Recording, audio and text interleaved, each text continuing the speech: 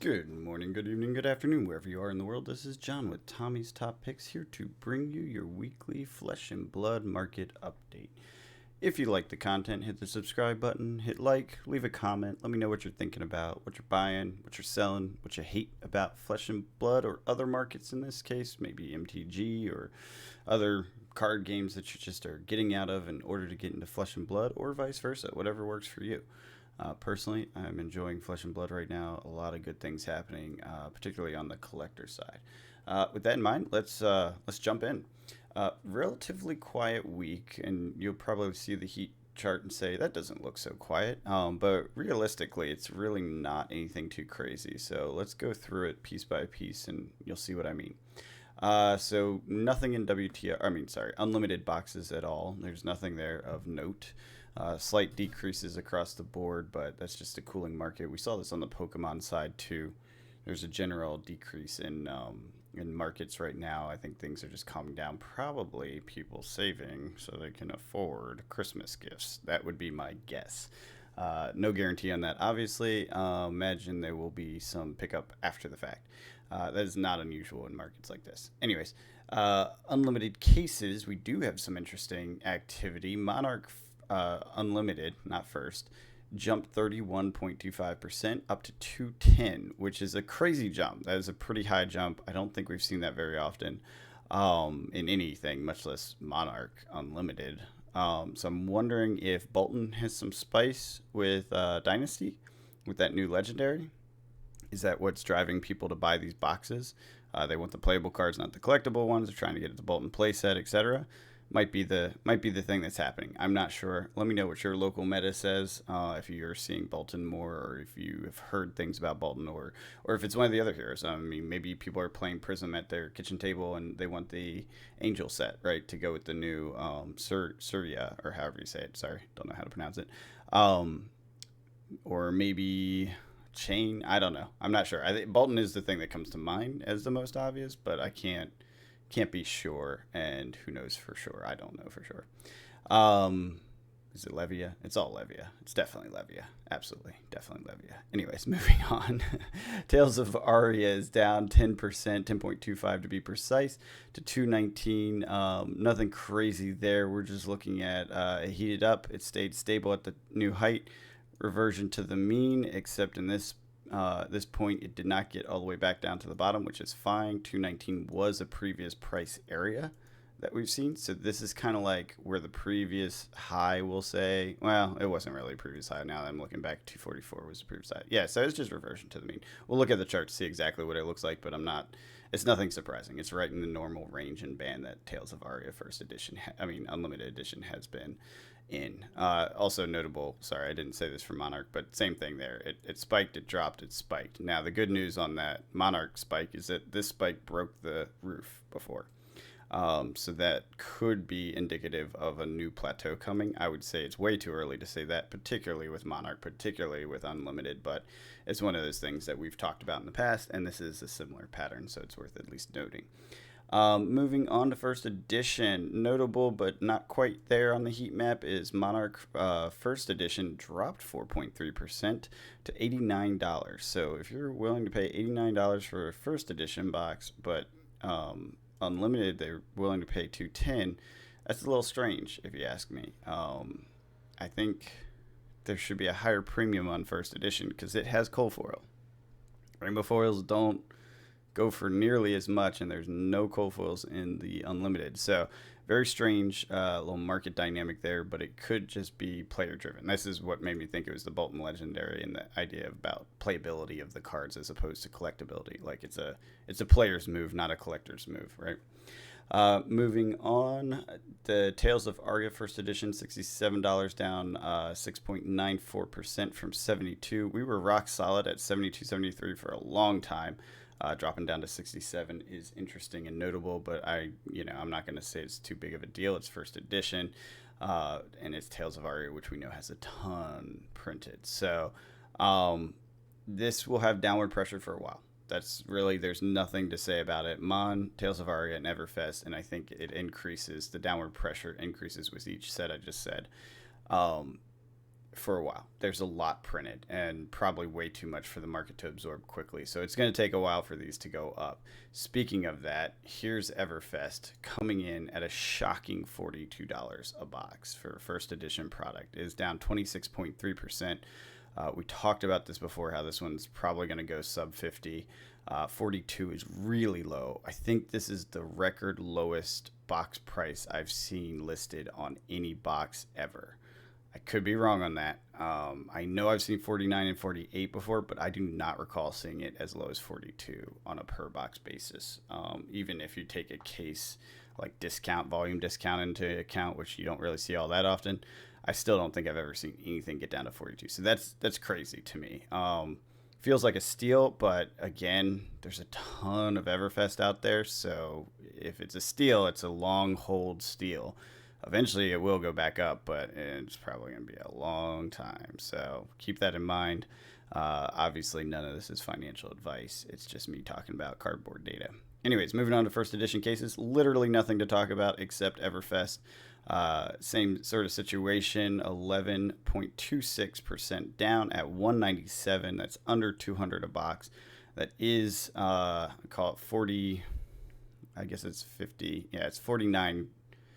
I can't do the math in my head. It's 49 and some change, basically. It's close to 50, though. It's like 90 or 75 or something. That is not that big of a deal. Being at that price, the premium is still intact, basically, is what I mean. But it is a kind of a big deal that it's that low. Again, I don't know that I've ever seen a case go for under 200. I feel like that's not true. I had to have seen that at some point. Let's see if we can see any data in here about that. It would probably be tails, right? Yeah, I'm not seeing it. So that may be the lowest case price I've ever recorded. 200. Yeah, I think that is the lowest case price I've ever recorded, with a few that were close at like 211 in the past. So it is notable. Again, supply is massive. Demand is not as high because it's not a draftable set. It's a supplemental set. So I think they need to adjust print runs around supplementals versus draft sets, because draft has more long-term use, and I'm not sure if they've done that. I mean, it's quite possible they've already considered that and it's in place and done with Uprising and Dynasty. No idea. Like, this is part of 2.0 that we're figuring out still. So anyways, Everfest clearly going to have downward pressure for a long time. Again, feels like a steal, but so much supply, it's a long-term hold. I definitely am not doing it. I have plenty of Everfest. I bought too much at the time, and I know a lot of people bought too much at the time, and the market's still flooded with it. So yeah, that's painful. That is what happens when your data from distributors is incorrect. Gross. Terrible. A couple news items I wanted to talk about within the Flesh and Blood world. I'll just scroll down to them. This is where I keep my little notes, a little secret note area that I can see on my screen, but you can't see when I'm showing you. But in this case, it's actually graphical, so I can go ahead and show you. We got the Tabletop Awards over at PAX. I was there, as you heard from the podcast. I was at PAX. Good time. Love that. I've been going since the day they brought it to Philly, and I like going every year, and it's definitely worth the time and effort. It was packed this year. No joke. I think it was the most sold tickets ever. And they had Saturday, they have this free play area. That's where I spend most of my time. I'll get games at the library or buy games, and I'll sit down with friends and just play all day. And it was full, 100% full, which is insane. I've never had that happen before. It's been close, but I've never seen that where they're basically announcing, hey, there's no more free play space. That's new. So it's a good sign for tabletop gaming, and that stuff is coming back strong. Did see some Flesh and Blood there. They did have some events. I know one event didn't fire up, but that was on Friday. And that's not unusual. Friday is the quieter day. But yeah, it is a thing. But Flesh and Blood won Tabletop Award for, I guess, the best TCG. I can't remember the exact title, but best TCG of the year. And it was for Everfest, which is fine. I think it was just because Everfest was what was the most recent set when they had to submit the applications or whatever. I thought Everfest was a good set. I know some people didn't like it, but clearly there's some market things that aren't great with it. But from a playability and fun standpoint, there's a lot of fun stuff in Everfest. Second thing, Outsiders has been announced. We're going to the pits, baby. What classes do you think are going to be in Outsiders? Let me know in the comments. I personally am thinking Mechanologist because I think this person looks like a mech with this little steampunk dial here. So Mechanologist, Ranger because Azalea, and then what was the other one I was saying? Oh, Assassin. Duh. You got to fill out that card pool, right? So you get Azalea upgrades, you get Assassin upgrades, and then some mech upgrades. And part of the reason I say mech is because we just got that new archetype with mech, the mechanoid thing. So filling out some more cards along that archetype line would be the right move in my mind. But you know they do things differently, and it is a draftable set, so you got to build around the draft. Who knows if that's what it will be? But that's my guess. Let me know what your guess is in the comments below. Okay, quick view of what's happening on the individual cards. Black Tech Whispers is down 84. That's pretty good. Things are starting to settle into their long-term pricing. Unfortunately, Surgical Extraction is up to 42 from 40. Command and Conquer's down at the 400 range. We said that we'd see this come down. I believe I said it would be in the kind of the 300 range is where it would end up. Maybe I said 2 to 300. I could be wrong on that. I think it will cost more than your typical Fables, and your typical Fables settle in that 200 range initially before going up over the long term. It's too useful, and you want 3 of them. So I just feel this is going to have a bit of a premium. It's got to be like 300, and it may never go below 4. I mean, I could just be dead wrong. This is new territory. The Angel is still at 600, but there has been no sales except for way below this price. I think the highest was 550, but that was a while ago. The last one was like 375. Nothing really special about that. It's just there's not a lot, and people aren't buying it because it's not that useful, right? So typical, player-driven market. Nothing surprising there. These are all best-selling, so you can see kind of what people are interested in. Clearly, generic headpiece that is always popular in a Marvel to boot. That makes it very popular. The Emperor is coming down 930, getting into a reasonable range, I suppose, for something that's 1 in 10,000 boxes, but I don't know. And then this construct mechanoid, it is going up, which is sad for me because I was really hoping it'd come down to like 100 or so, and then I'd snatch it up and put it on my shelf. But the price is going up. It's 150 to 170 now. So I think this is going to be rare enough that I may just miss the boat on that one, and I'll be sad about it. The Tiger is continuing to fall. The individual Marvel items are continuing to fall. It's pretty good for that. Let's go ahead and jump back into the charts. Unlimited WTR, we are seeing the same plateau hold, so this is a good sign. We talked about this, how we have this, volatility and then new kind of norm. We're holding the new norm. It's a premium on the case level, which is good and healthy, and that's what you want to see. Nothing else to report there. Most of this is going to be boring because there really wasn't that much of a change, which is fine. Stability is good. Sometimes it's good when the market just stays stable, right? ARC Unlimited, still at that new high, a new price point that we were talking about last week, holding steady there on this side as well. Nothing too surprising or special.